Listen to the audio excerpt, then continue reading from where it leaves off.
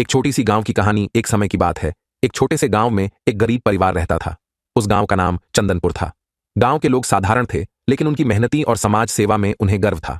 गांव में अन्य लोगों के साथ साथ यह परिवार भी कठिनाइयों का सामना करता था, लेकिन वे हमेशा आपस में सहायता के लिए तैयार रहते थे।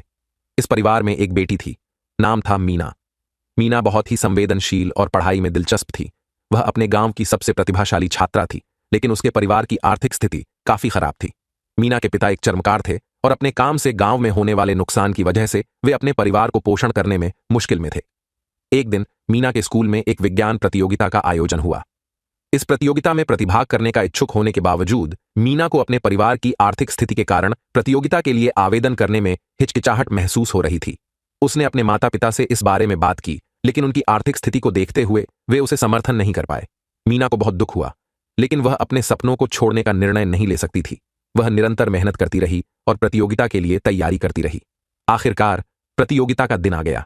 मीना ने अपनी जीवन की सबसे अच्छी प्रस्तुति दी और पहली पुरस्कार जीत लिया। उसके प्रकार को देखकर सभी हैरान थे। जब मीना घर वापस आई, उसने अपने माता पिता को बताया। उनका खुशी का ठिकाना न रहा।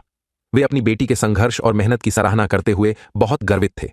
प्रतियोगिता के बाद मीना को स्कूल से एक स्कॉलरशिप भी मिली। इससे उसके पढ़ाई का भार भी कम हो गया और उसने अगले साल कॉलेज में प्रवेश पाया। मीना की कहानी ने गांव के लोगों को प्रेरित किया। वे समझ गए कि किसी की आर्थिक स्थिति होना किसी के सपनों को पूरा करने में रोक वाला नहीं होता। उन्होंने मीना के सफलता की कहानी से यह सीखा कि मेहनत, इच्छा शक्ति और आत्मविश्वास किसी भी हाल में अच्छी सफलता लाने की कुंजी होती है। इस छोटी सी कहानी में एक गांव के छोटे से परिवार की उत्कृष्टता, संघर्ष और विजय की कहानी है। यह दिखाती है कि जीवन के हर मोड़ पर हार नहीं मानना चाहिए, बल्कि संघर्ष करना और मेहनत करना चाहिए।